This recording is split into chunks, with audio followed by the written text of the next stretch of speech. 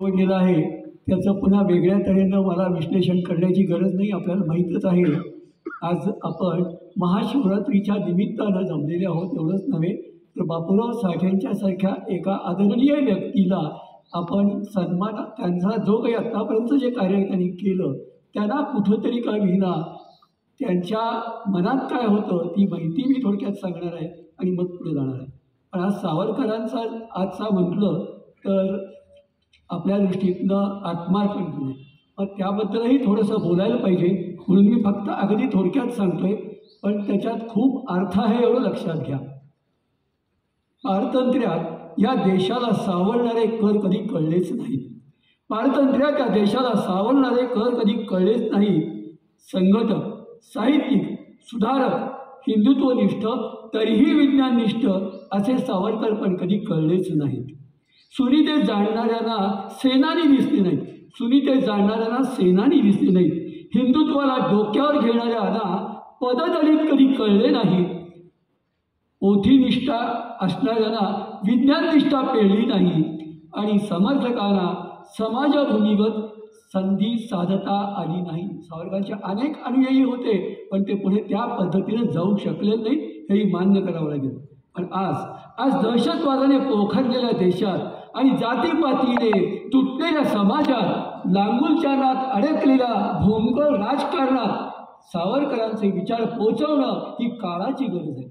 आणि ती काळाची गरज जर आपण पूर्ण केली तर हा देश पुन्हा वैभवशाली उभा राहील आणि कदाचित ते हिंदू राष्ट्रसुद्धा बनेल. असं सावरकरांचं जे प्रेरणादायक विचार होते ते मी पहिल्यांदा मांडले आणि त्यांना त्या पद्धतीनं आदरांजली अर्पण करतो. आणि मी बापूराव साठेंच्याबद्दल थोडंसं बोलतो.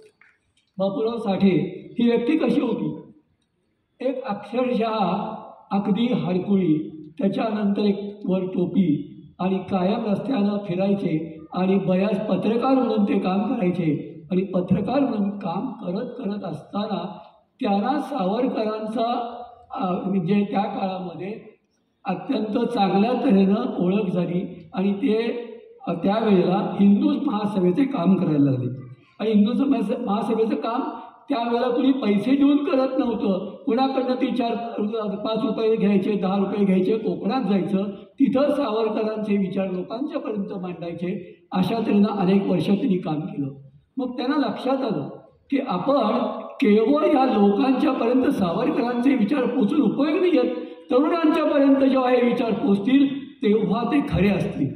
म्हणून त्यांनी त्यावेळेला कराडसारख्या गावामध्ये आम्ही 3-3 दिवस एकत्र त्यांच्याबरोबर चर्चा केलेली आहे. त्यातली 2 माणसांची नावं सांगतो की ती कशी माणसं त्या पद्धतीनं पुढं गेली. त्यावेळेला बापूंनी विचारलं तर आम्हाला एकदा शब्द असा होता की ते म्हणाले की तुम्ही आयुष्यात पुढं काय करणार आहे? कुणीतरी एक सांगितलं, मी सांगितलं. मी फक्त एवढंच म्हणालो, बापू मी तुमच्याबरोबर आहे एवढंच सांगू शकतो, तुम्ही सांगाल ते काम मी करीन. आणि ते आत्तापर्यंत मी करत आले. ते माझे एक दुसरे मित्र होते आणि त्यांचं नाव तुम्हाला सांगितल्यानंतर आश्चर्य वाटेल, ग.भा. मेंदळे. आज इतिहासकार म्हणून ज्यांचं नाव सगळ्यामध्ये देशामध्ये जे आहे त्या नावाची व्यक्ती बापूराव साठेंच्याबरोबर आम्ही जेव्हा ग्रुपमध्ये होतो तेव्हा ते त्यावेळेला अशा भाषेत सांगितलं की माझं आयुष्याचं मिशन कोणतं असेल तर शिवाजी महाराजांचं चरित्र मी लिहिणार आहे. आणि त्यांनी जवळजवळ 2-2 हजार पानाची पुस्तकं ती लिहिली. आणि आता मुस्लिम विषयावर त्यांचं नवीन पुस्तक येतं आहे. आणि अशी व्यक्ती आपल्याबरोबर होती. सुहास काकडे आमचा मित्र. आणि त्यावेळेला त्यांनी 1,000 लोकांच्या अशा सभा भरवलेल्या होत्या आणि अनेक ठिकाणी हिंदुत्वाचा प्रचार बापूंच्या मार्फत आम्ही करत होतो. आणि तेच आम्हाला दिलेलं बापूंनी दिलेलं ज्ञान आहे. बापूंच्याबद्दलचा आणखीन एक विचार सांगतो तुम्हाला की बापू कधी आपल्याला काय वाटतं की त्यावेळेला संघ स्वयंसेवक अमुक, मी संघाचाही काम केलेलं आहे आणि बापूंच्याबरोबरही काम केलेलं आहे. मी संघाचा कार्यवाही होतो. पण ज्या वेळेला मी बापूंच्यापाशी भेटायला गेलो तेव्हा त्यांना सांगितलं आता थोडं संघाचं काम मी कमी करीन पण तुमच्याबरोबर मी राहणार आहे. आणि त्या पद्धतीनं समान नागरी कायदा हा त्यांनी हातात घेतलेला विषय होता.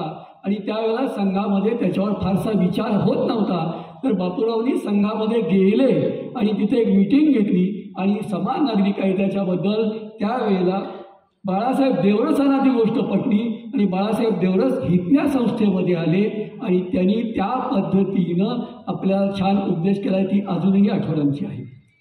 आता ही शाळा उभी करणं हा बापूंचा एक ध्येय होता. आणि ती शाळा उभी करताना अक्षरशः पहिल्या दिवसापासनं म्हणजे अगदी बाळासाहेब देवरसांच्या हस्ते श्रीफळ आणि शाल घेण्याचा मान मला मिळाला, अशा तऱ्हेचं बापूंच्याबरोबर मला काम करता आलं. असे जे हिंदुत्वाचे विचार जर समाजात पेरायचे असले तर काय करावं लागेल असं मला बापू एकदा विचारत होते. आणि मग आम्ही त्यांच्याकडे रात्री संध्याकाळी माझ्या गप्पा असायच्या. आणि त्यावेळेला मी त्याला काय म्हटलं, बापू आता आपल्याला सगळीच माणसं अशी आहेत की ज्यांच्याकडे पैसे नाहीत पण काम करायचं आहे. तेव्हा बापूंनी सांगितलं आपण पैसे गोळा करूया. आणि त्यांनी अशा तऱ्हेनं कोणाच्या घरी जा असं करत 1,00,000 रुपये त्यावेळेला गोळा केले. आणि मला सांगितलं ते जायच्या आदल्या दिवशी अक्षरशः ज्या दिवशी ते गेले त्या दिवशी मी घरात जेवायला बसलो होतो, उठलो आणि त्यांच्या घरात गेलो, त्यांच्या डोळ्यात बघितलं, हातात हात घेतला आणि ते गेले. हा माझ्या दृष्टीतनं बापूंचा जो काही संपर्क आहे तो मी सगळा सांगितला. आणि त्यावेळेला मी ठरवलं त्यांचे 1,00,000 रुपये मी आता कसे वाढवू शकेन. तर आत्ता मी सांगतो ती संख्या आता मी जवळपास 20 लाखापर्यंत नेलेली आहे. आणि त्याचा उपयोग आम्हाला समाजामध्ये हिंदुत्वाचं काम करणाऱ्या लोकांच्यापर्यंत पोचवायचं आहे म्हणून मी ते काम केलं. आणि त्यासाठीच मला ज्यावेळेला कळलं आपले आत्ताचे महत्त्वाची जी व्यक्ती आहे आबासाहेब कांबळे, त्यांचा सत्कार का करतोय त्यांच्याबद्दलची ते माहिती सांगतीलच. ज्याला आबासाहेब कांबळे आपल्याला आश्चर्य वाटेल की ही व्यक्ती कोण आहे काय आहे आणि त्याला सत्कार असं म्हटलं नाही आहे, त्याच्या मागची भूमिका लक्षात घ्या. तर आबासाहेब कांबळे ही व्यक्ती अशी आहे की त्यांनी ज्या वेळेला त्यांना डिफेन्स, आता इथं आपल्याकडे सैन्याचे अधिकारी आहेतच, तर त्यांना त्यावेळेला वाटतं की आपल्याला मिलिटरीमध्ये कुठंतरी संधी मिळावी, पण त्यांना ती मिळाली नाही. म्हटल्यानंतर त्यांच्या मनात एक रुखरुख लागली. भावाला त्यांनी पाठवलं तू सैन्यात जा. आणि ते जेव्हा आले तेव्हा भावाला आल्यानंतर आबासाहेबांनी आणि त्यांच्या भावाने मिळून असं ठरवलं की आता आपल्याकडं सैनिक निर्माण करणं ही काळाची गरज आहे. आणि हे सावरकरांचे विचार आपल्याला पण द्यायचे आहेत. आपले जे हे आहेत आता मी सांगितलेली व्यक्ती ते केवळ तेवढंच काम करत ते सावरकरांचा प्रचार करतात, ते पूर्ण सावरकरवादी आहेत. आणि त्यांनी त्यावेळेला ती जी संस्था किंवा शाळा चालू केली ती 5वीपासून 10वीपर्यंतची शाळा. आणि त्या 5वी ते 10वीच्या शाळेमध्ये त्यांचं वैशिष्ट्य असं 5 किंवा 6 विद्यार्थ्यांच्यापासून सुरुवात केली आणि 140 ते 50 विद्यार्थी त्यांच्याकडे आहेत. आणि तिने प्रिन्सिपल काय ठेवलं, शहरातली मुलं मला नको आहेत, खेडेगावातील अंगानं बळकट आणि त्यांच्यामध्ये बुद्धी शिरली तर ती आणखीन प्रभावी होतील, त्यासाठी मी काम करेन असं ते आबासाहेब कांबळे काम करत आहेत. ते इंजिनियर आहेत म्हणजे असे काही कमी ह्याच्यातले नाही आहेत.